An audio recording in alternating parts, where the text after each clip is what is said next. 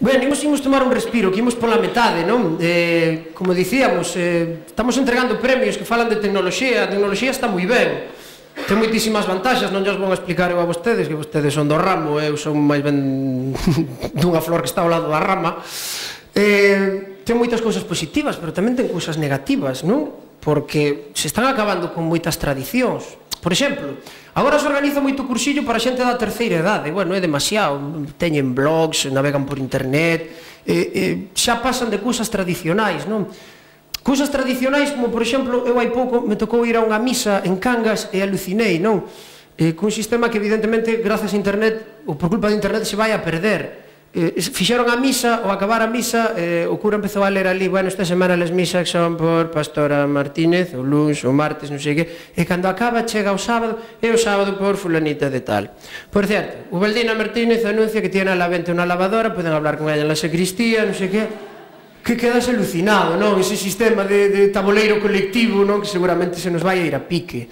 Ou outra cousa que se vai a perder por culpa das novas tecnoloxías, que é ese costume que tiñamos todos de cando ías a un sitio parar e preguntar, que é a mellor maneira de chegar a un sitio. Parabas e preguntabas ao paisano. Home, tiña tamén os seus inconvenientes, non? Eu un día iba para unha actuación en Vila García, ao chegar a Carril parei, vin que viña por ali un paisano, porque me faltaba saber o sitio exacto onde tiña que ir á actuación, e parei e preguntei ao paisano: mire, por favor, para coller por aquí en dirección a Vila García?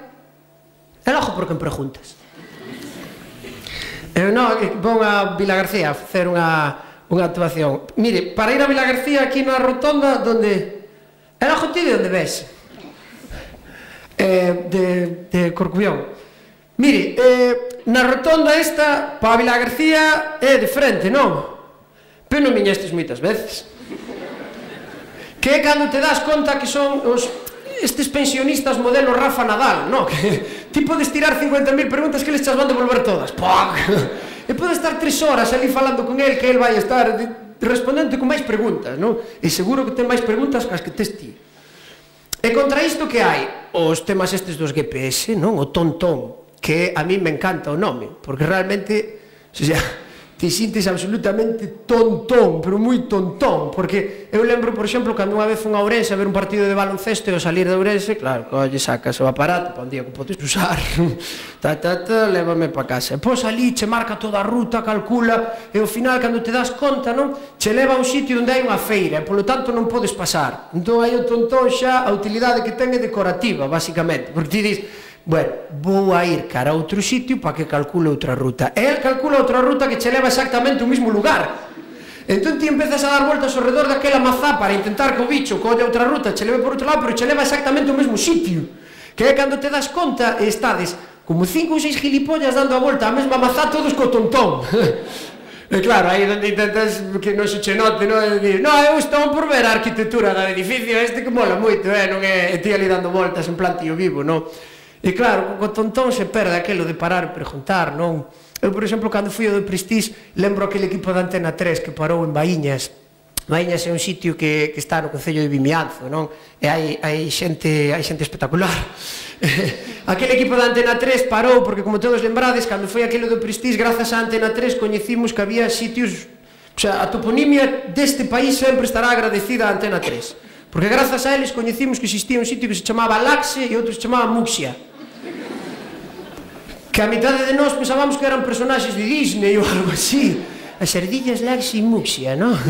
Eran Laxe e Muxía. Entón, claro, os Antena 3 chegan, paran ali e lle preguntan a un paisano ali en Baíñas: mire, por favor, para ir a Muxia? E o paisano, que todo boa vontade, quedou ali chantao e, claro, seguida procesou os datos igual co tontón e dixo: pero vas mal, para ir a Murcia está na outra punta.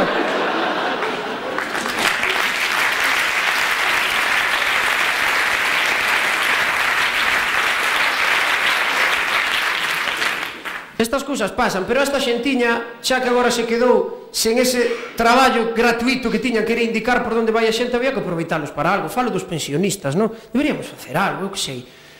A máis hai cousas que lle gustan e son útiles. Facer brigadas de vixiancia de obras.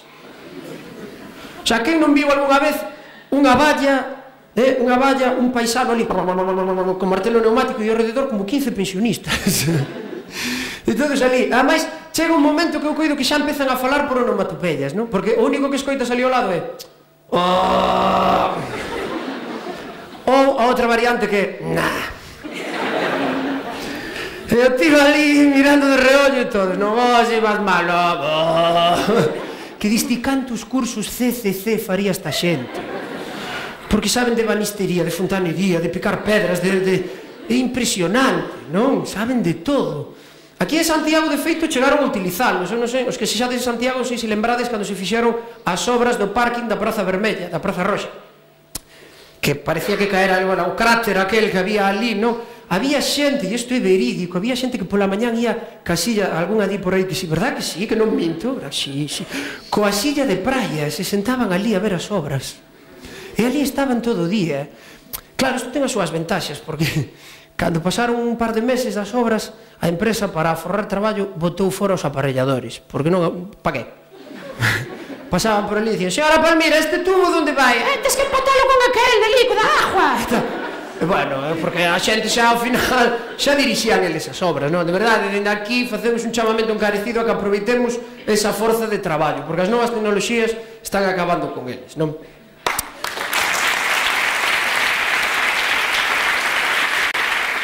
Bueno, temos que ir finalizando, que hai que ir acabando. Bueno, para acabar, imos a acabar a galega. É dicir, hai cóctel, para os que somos de rural hai pinchos, en sinónimo. De todos os xeitos eu quero dar as gracias porque me trouxerades aquí un ano máis a aprender, porque todos os anos, como vos dicía, aprendo cousas, non?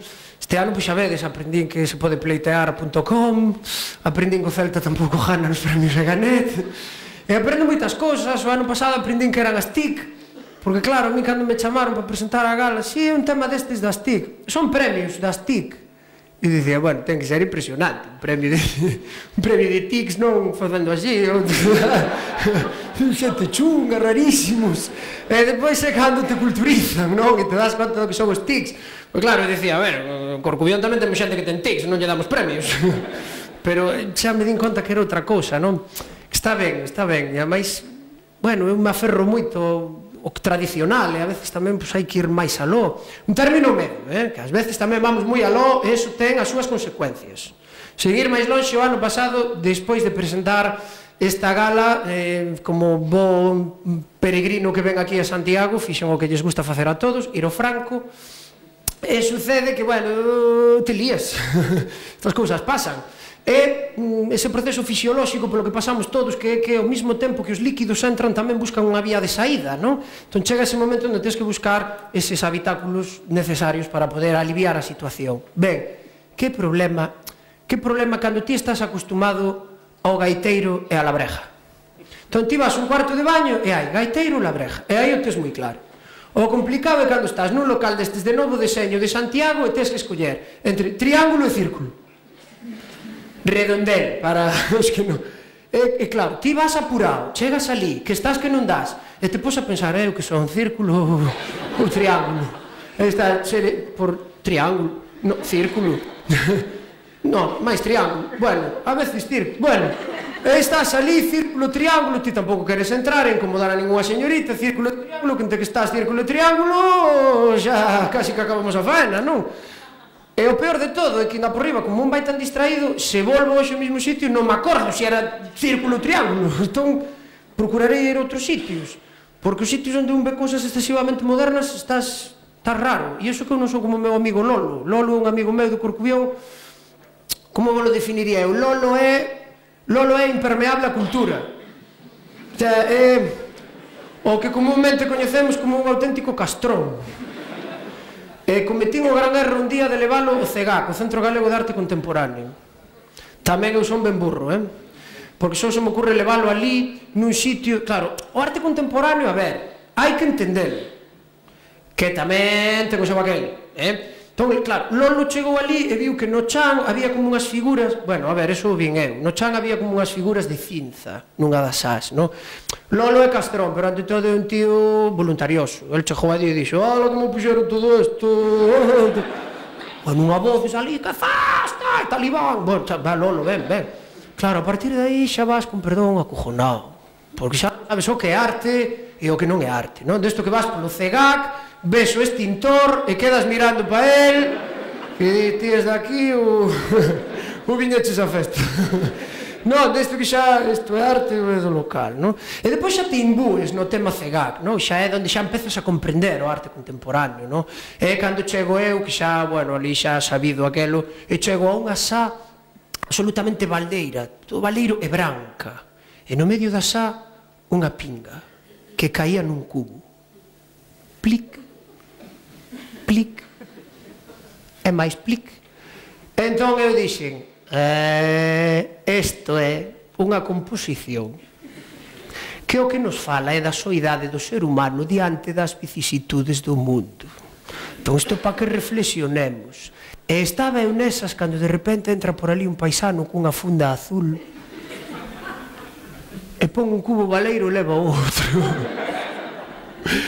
E marcha, non?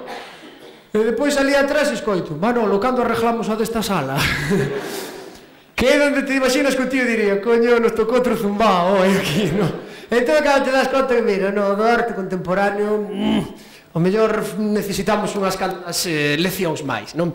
Así que eu, pola miña banda, máis nada, volver a agradecer que me truxerades a esta sexta edición dos premios, supoño que logo de presentala desta maneira, o mellor non hai sétima, ou o mellor ven outro po ano, vai ti a saber, non? Eu, agora sí, en serio, graciñas a todos e todas por estar aquí hoxe. Iremos rumbo ao cóctel ou os pinchos e antes de nada quen vai a poñer o peche a esta sexta edición dos premios Eganet vai ser Víctor López, secretario responsable da Administración Digital de Eganet. Moitas gracias.